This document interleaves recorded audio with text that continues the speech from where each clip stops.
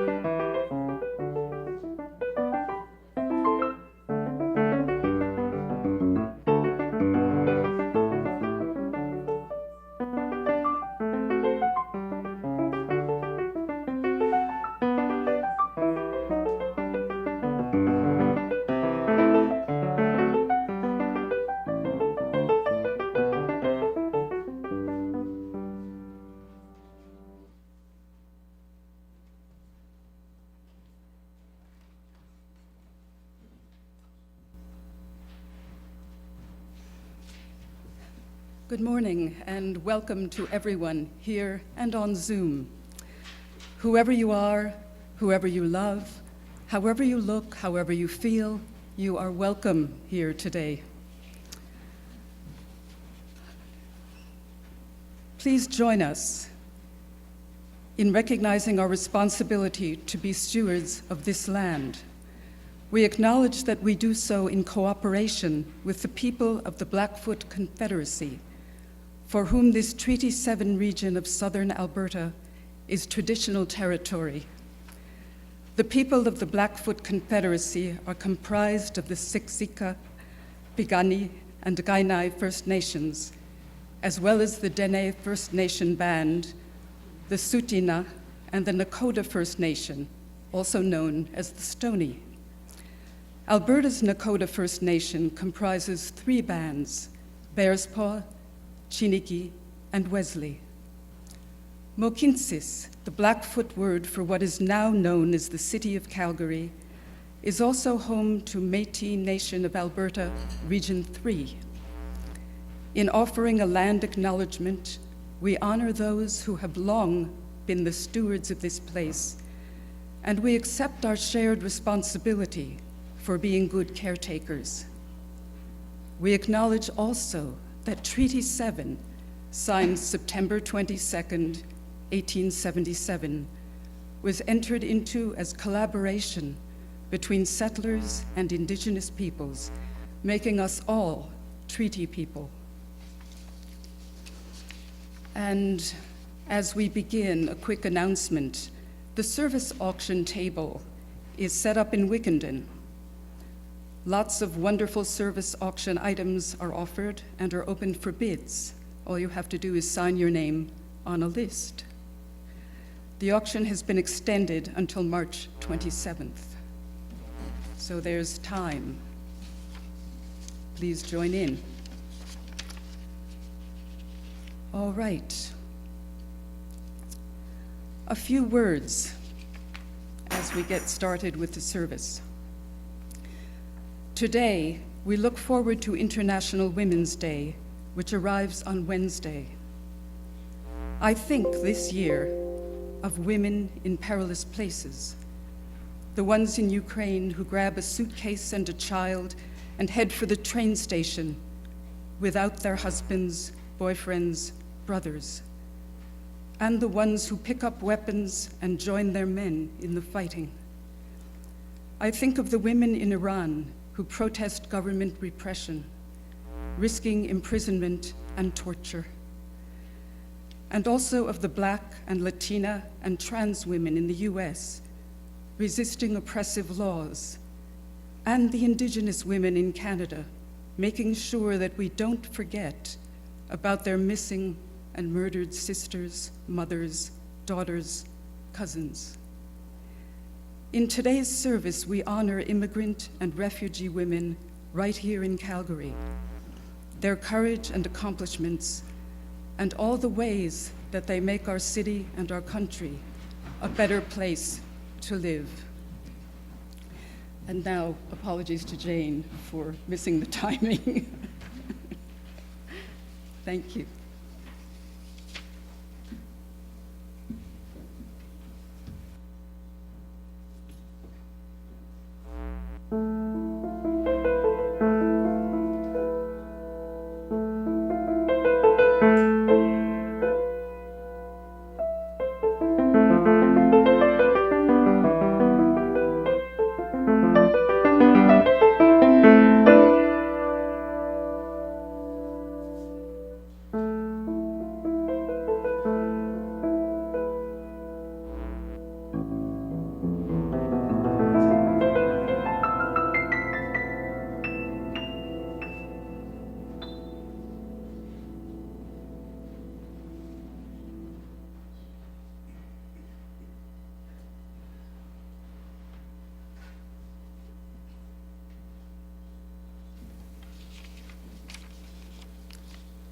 The choir's on.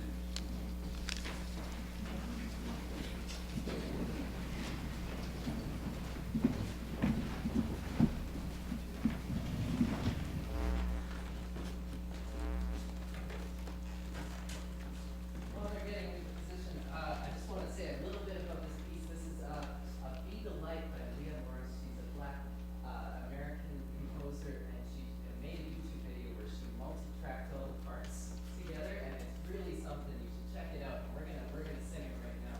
I can't wait.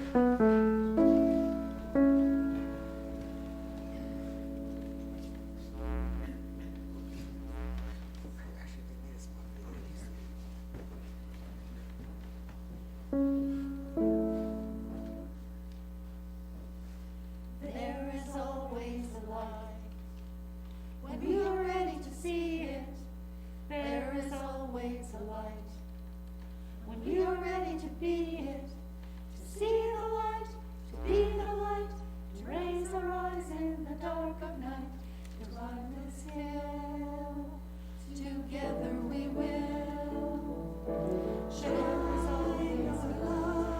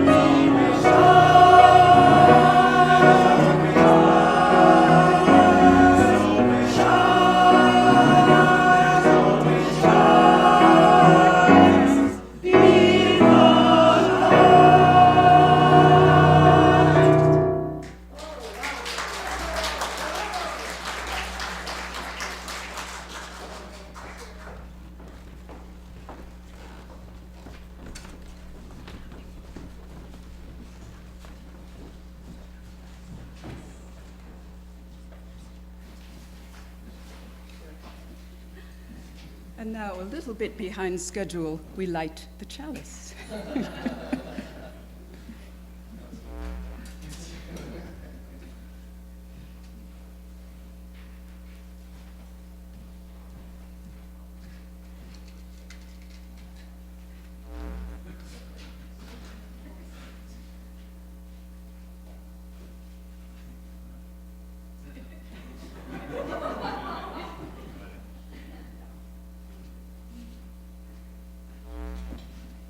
It's a snow day. Fire is having a hard time.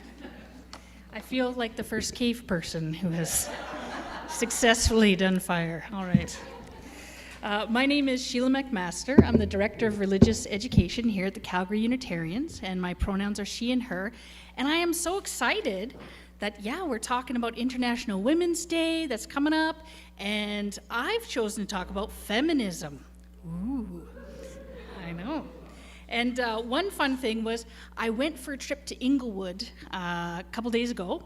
And if you haven't been to Inglewood, it's for a while, it's very nice. We stopped at the spice shop and we shopped all the spices. And then you walk for a bit. And then, of course, the used bookstore down there, Fair's Fair. And what I didn't know is there's a feminist bookshop. And so my friend pulled me in. He's like, let's go in here. And I'm like, all right. And they had some fun signs and some fun pajamas, believe it or not. But what I found most valuable is they have a great selection of books. And that is where I found today's story, The Feminist Baby by Lauren Brantz. So if you'd like to see how to be a feminist, let's get it started off with our feminist baby story. Here we go. Feminist baby loves to dance. Feminist baby says no to pants. Feminist baby likes pink and blue, and sometimes she'll throw up on you. Feminist baby chooses what to wear, and if you don't like it, she doesn't care. And feminist baby makes lots of noise, and feminist baby throws her toys, and feminist baby plays with dolls and cars. And when she sings, she's a baby rock star. Feminist baby is as smart as she seems, and feminist baby can be whatever she dreams.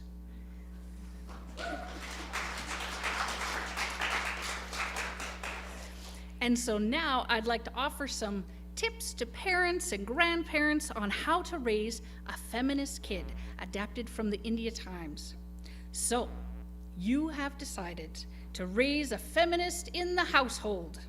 Between the ages of 3 and 5, kids can spot gender differences and form their own opinions.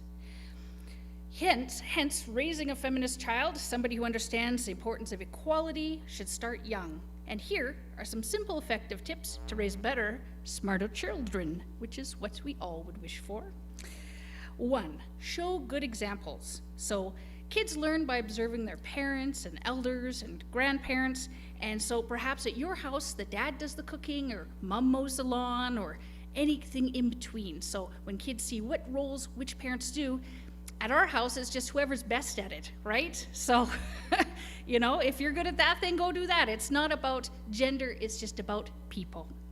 Number 2, promote gender-neutral activities. So that means letting boys play with dolls if they want to. I know Morgan's dad, he had a Cabbage Patch doll, and it was in camo, but it was a Cabbage Patch doll, and had all the G.I. Joe figurines, and now Warhammer figurines, and that's really, figurines are dolls. Men just call it figurines, but really, they're dolls, and it's okay to play with them. All right. Next one is promote the right language. So perhaps you might have heard crying like a little girl. And the thing is, it's okay to cry and let out emotions, and that's true for any gender.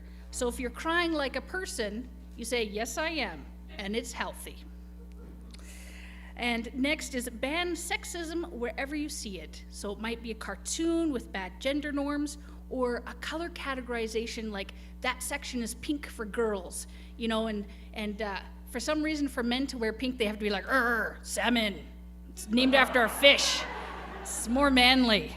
But there's a lot of boys who like pink. I know one little boy, he went to grade 1 and he loves pink, and he got back from class, he's like, I can't wear this anymore, it's for girls. And he's like, but it's my favorite color, and his mom's like, pink is for everybody, it's not just for girls. So go ahead and wear that pink shirt and look good. And next is make consent a priority. So that's teaching kids about things like good touch, bad touch, and the right over their own body is something crucial as learning language skills. And so here at the Calgary Unitarians, we have our OWL program, which is Our Whole Lives Human Sexuality. And we have classes for kids K to 1 and grades 3 to 4. So if you're like, oh, I would like that for my kids, come chat with me and I'll let you know when our next session is. But that's another way to be a great feminist. And lastly is consent and respect. So there's no, oh, boys will be boys. People need to be held responsible for their actions regardless of gender. So I'm suggesting we change it to people will be people, which I'm aiming to mean respectful and kind. And so this week I challenge you to think of some of the gender roles you might have in your own house and try shaking things up a bit. So if you want to wear pink, wear pink. If you want to try cooking or fixing that leaky toilet, Google it, go right ahead. This week's quote is by Rupi Kaur, and it says, "What is the greatest lesson a woman should learn? That since day one, she's already had everything she needs within herself. It is the world that convinced her that she did not." So let us all be a feminist people. And now please join me as we sing our kids downstairs.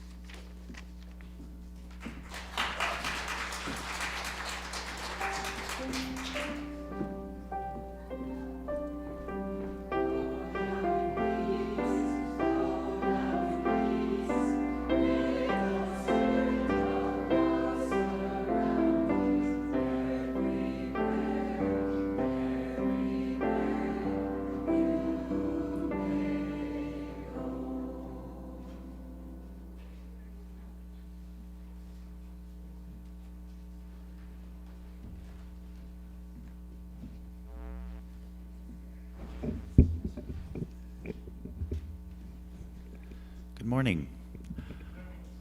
My name is Christopher Feets. Should you wish to introduce me to somebody else or otherwise speak of me behind my back in the third person, I'm okay with you using he or him or his. Follow up to what I just heard. I was raised by a man of 3 boys. He's now married to a woman of 3 daughters. In each household, there was the housework that got done and the housework that did not. Gender had nothing to do with it. I'm also a member of the Stewardship Committee. The Stewardship Committee puts together, a program to invite you to support this church. This church is self-sustaining. That is to say, the vast majority of our funds come from the congregation and friends donating money. And in order for the board to put together a budget, we need to know approximately, or as accurately as possible even, how much money the congregation is willing to donate. And so we have a pledging program, and we've started that 2 weeks ago or so. Today, actually, for those of you who have pledged in the past, or we hope you might pledge now, we have packages waiting for you in the Barker room to pick up. On March 19th, we're going to have a chili lunch after the service, and that service will be sometimes referred to as Commitment Sunday. So if you bring your packages filled in, we'll have a kind of a short ceremony. But the deadline to actually bring packages in so the board can start working with the numbers will be on March 25th. That's a Saturday following the Sunday, March 19th. So one of the things that we find helps people choose to donate is an understanding of why the church is important. So I'd like to introduce Bretton Saunders to give some explanation as to why the church, or rather Calgary Unitarians, is important to her.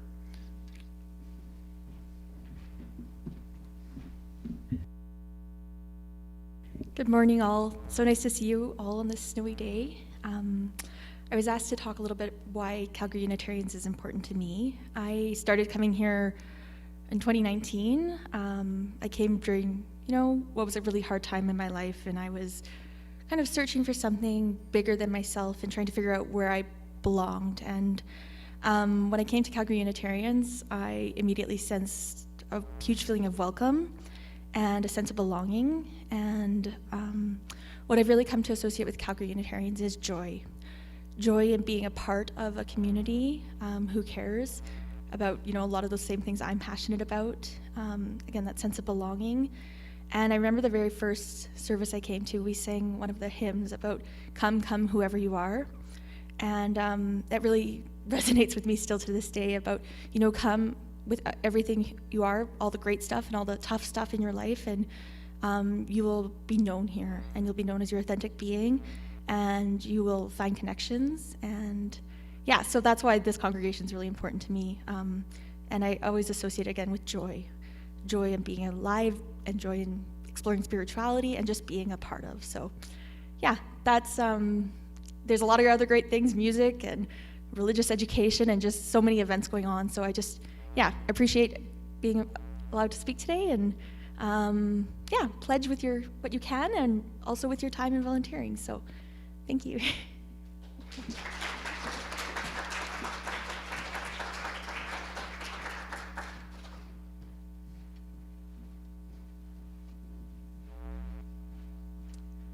And now, the opening hymn. Yes. Okay. There should be a slide and the choir.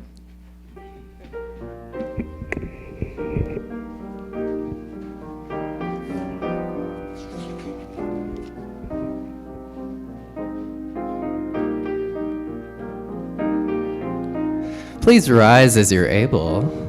Bow your spirit. Here we go. There's a river flowing in my soul.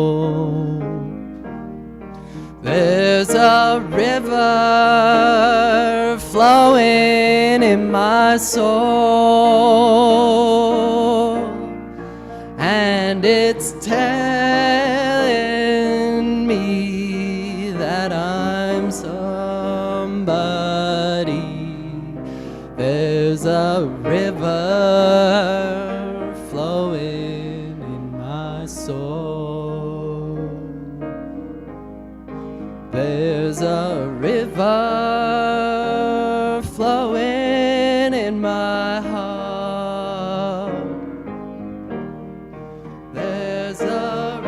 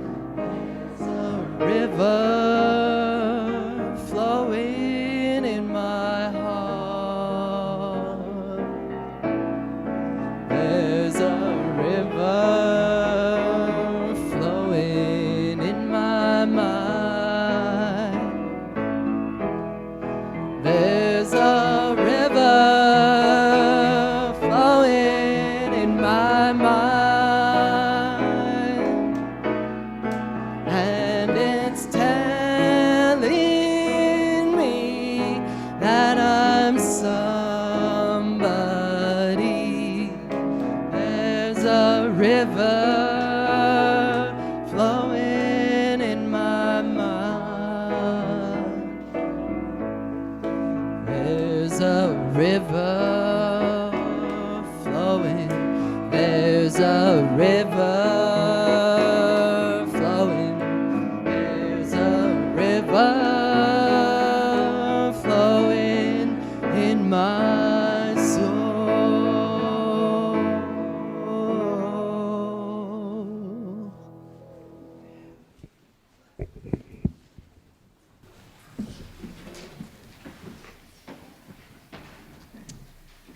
And now,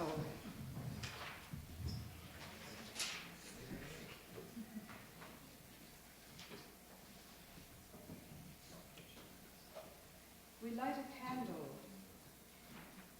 for the cares we experience. And if you would like to light a candle or put a stone into the bowl to mark care for someone you know, someone you're thinking of, this is the time for that. We light a candle also for the joys we experience. Good things happening, even when the news all over the world is bad. There are good things happening. So again, if you would like to light a candle or drop a stone, carefully.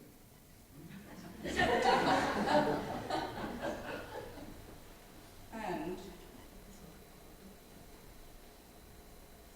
a candle for the world in general. Cares, concerns, and joys.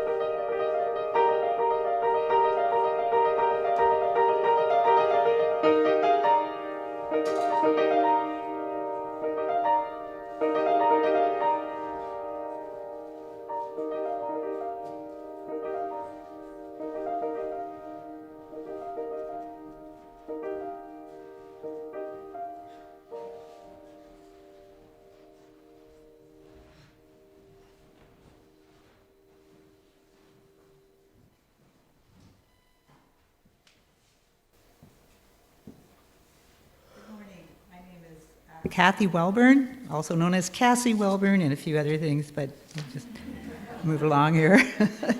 I have a long background in working with newcomers to Canada, and I also, in the church, work with the Refugee Committee. And along with many of you, my thoughts are with the refugee people at this time, and especially marking International Women's Day with the women. There is about 100 million displaced people, right, by the end of 2022, and it's even more now. It's apparently a record that we're not really happy about. Many of those people are not necessarily displaced from their own countries. Of those, about 34 million are refugees, and almost half of those are children. So a point that I really like to make right now is that you don't often have a refugee woman that doesn't have children with her. As many feminists have also said before, you don't often have a woman without children. So when you talk about a woman's rights, you also talk about the rights of the children as well. Canada has taken in about 30,000 refugees, and I think we're up to doing 50,000 next year. When a refugee comes to Canada, especially a woman or a child or a teenager, they're less likely to have higher education, and they're less likely to obtain it. That's a big factor that always bothers me so much. There are many Calgary agencies that work towards trying to help refugees, especially families and women. The CWA, especially the Calgary Immigration Women's Association, has done many wonderful things for refugee women. The work that I've been involved with lately has mostly been through the Center for Newcomers, so I'm going to mention it. It's an incredible organization. It's in northeast of Marlborough there. And on Women's Day, International Women's Day, they're going to have a huge presentation, women only, from about 3 to 6, where they'll have amazing performances from different women and showing you the different activities and different centers they have there for developing vocational skills, English skills, and all kinds of training for youth. One of the amazing things they have is something called ethnicity. Has anybody heard of ethnicity? It's ethnicity catering. So it's part of the training for refugee women to give them skills in the food industry. So if you're ever wanting to cater an event, please think about calling ethnicity and giving them a boost. That's something you can do. Now, the woman that I'm working with right now, a Syrian woman with a child, and they have arrived in September, and only now are they being able to get in line for an English class. There's quite an influx of refugees right now. I'm used to them coming and getting into a class within a week or two. So a few months even. Wow. But the problem is, guess what the problem is? Anybody guess? What's the problem? Childcare. Can we say that again, people? Childcare. Can we see it one more time? Okay, back in the 80s, I was chanting this on the steps of the Parliament buildings in Victoria. When will we have affordable and quality in childcare?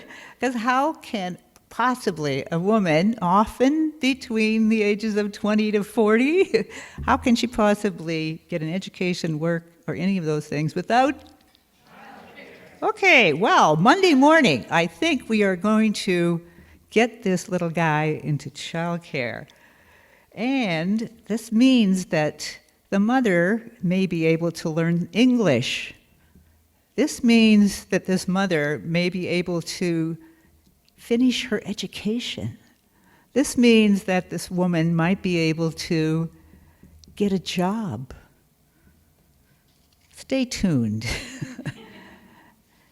And think about the idea of $10 daycare that we have been talking about for some time. And I wonder if it'll come in my lifetime, is what I'm thinking now. I could easily be a grandmother. Neither my children nor my possible grandchildren are as yet staying in some kind of affordable and quality childcare. So stay tuned. I'll let you know at another point whether this is happening. So that's the Center for Newcomers, and it does an awful lot of work. And I especially like their values. They are not they're not just orienting refugees to the city, they are also orienting the city to refugees. They are connecting the two. I like that sense of equality there as well. And I invited another lady that I've worked with in the past. Some of you may recognize her name, Workinesh. These couple came in 2016 from Ethiopia. And Workinesh wasn't able to go to school in her country. She worked so hard to get herself into a position as she became a teenager where she could be a housekeeper and cook, and she was lucked out with the person that helped train her to be quite a skilled cook. Therefore, she was able to go to school at night, and guess what? She became literate. It meant a lot to her. And so she has done amazing things since she's been here, and she's one of my heroes, I would like to say. And during COVID, it wasn't possible to do very much, so we worked together on a project called the Shoe Project. Now, this is another project that in the community that does quite a bit. And people like like Siwa and the Center for Newcomers, they connect with these other projects. I don't know if you've ever heard of the Shoe Project, but it started in 2011. Have you heard of Catherine Gobier, who is a fairly well-known Canadian and Albertan novelist, author? Back then, she kind of got together with the Bata Shoe people, and she wanted to reach refugee and newcomer women especially with her writing workshops. She's a very, very sought-after writing instructor. And so she said, let's try and walk in their shoes. And the shoes became a symbol, and so she had started this program called the Shoe Project. And now it's in Calgary, Vancouver, Halifax, it's sprouting out everywhere. And it also connects in the city with the theaters. So the Shoe Project in Calgary was connected with One Yellow Rabbit. And so the women got to work with writers and dramatists to get their story and then rehearse performing the story and sharing the story in front of live paying audience. And the women were paid for this too. And during COVID, they couldn't do that. So I worked with Workinesh and the theater to make her story back in her backyard with her masks on. Good thing it was a noisy kind of neighborhood anyway, because we were like shouting and yelling and practicing, because before you write a story, of course, you have to tell it, don't you? I've always thought storytelling comes first. And the theme that year was COVID. And so not only the stories that they work out have a kind of structure to them, they have a beginning where you talk about your journey, your life in your country of origin, and then your journey to Canada. And then the last paragraph is about something, in this case it was COVID. And so unfortunately, she couldn't come today, she's not feeling well, but we did work so hard. She worked so hard on that story, and it was recorded, and so it's on a website. If you ever want to check out refugee women's stories, try going the Shoe Project, Calgary, or another city. But if you do the Shoe Project, Calgary, and put in Workinesh, that's all you have to put in, her story will come up. And so her name is Workinesh Alamayu Sally. And in her story, she goes over her journey from Ethiopia, coming here, and also dealing with the next obstacle of COVID. And so it's called Cooking is a Second Language. And so let's hear from Workinesh Alamayu Sally.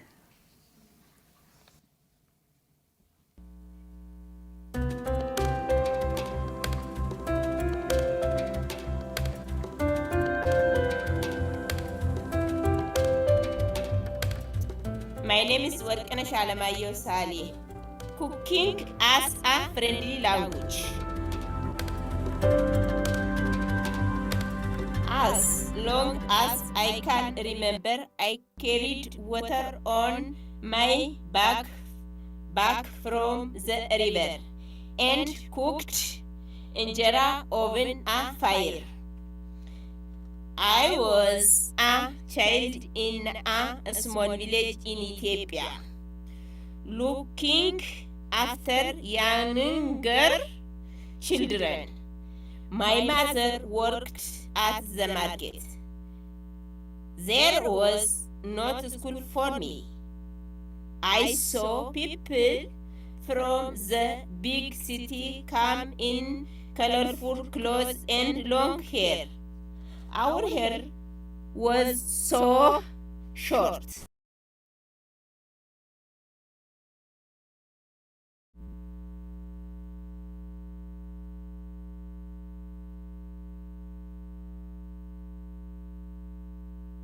Like we had not here. When we went to Addis Ababa to work as a housekeeper, cook, I finally get to go to a school at night and grow my hair long. But I had to live in Ethiopia because my family was in danger. I met my husband in Nairobi and we opened our Ethiopian restaurant. But there are always change in life. We could not stay in Ethiopia. We become refugees. In Calgary, 20 people were at the airport to welcome us. I was so excited. I cried. First, we live with a couple, and I love to cook for them. It is tough when you can only listen and not speak the language. It is give you a headache. I wanted to talk, but I could only cook. At English school, I made new friend and learned to speak to many people from around the world. Every semester we celebrate with food, all kind of food. I cooked at the international kitchen.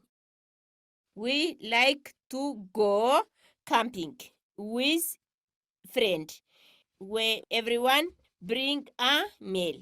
I like to ride horse and walk in the mountain.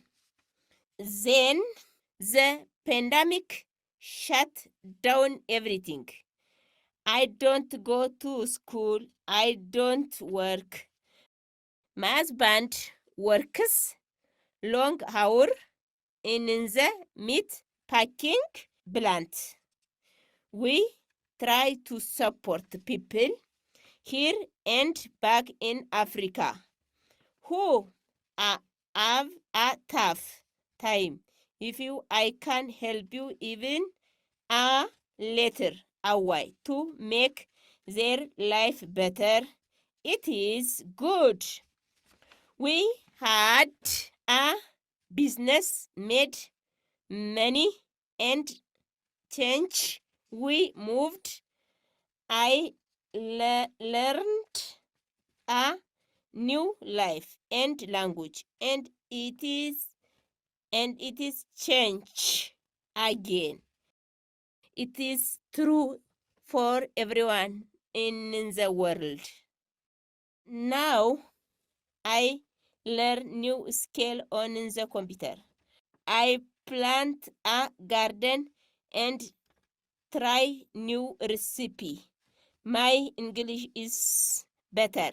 My cook is better. We have a dream, but it will be changed.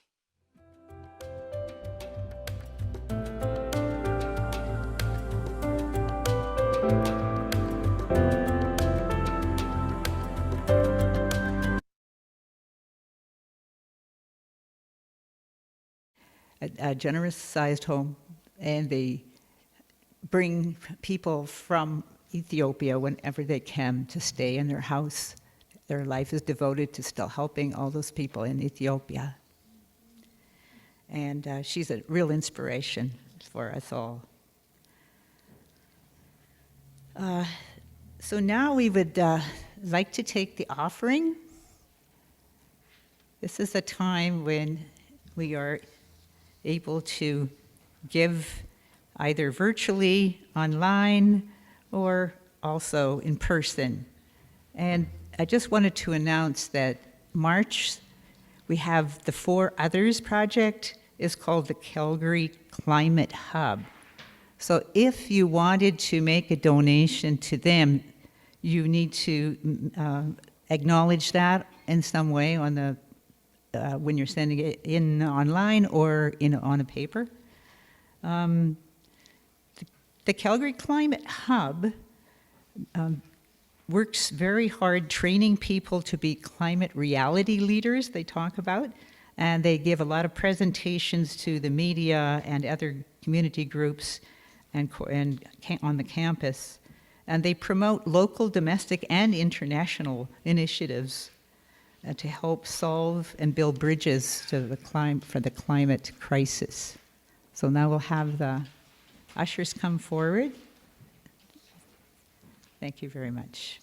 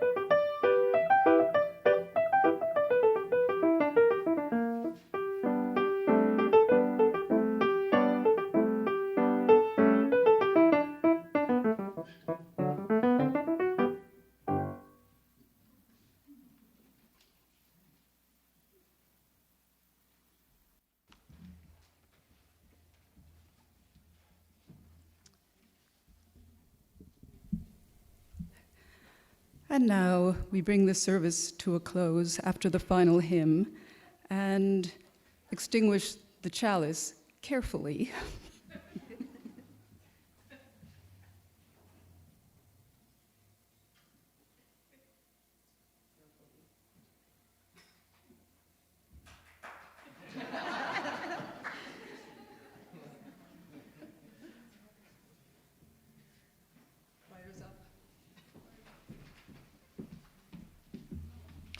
I'm just gonna sing him right from here.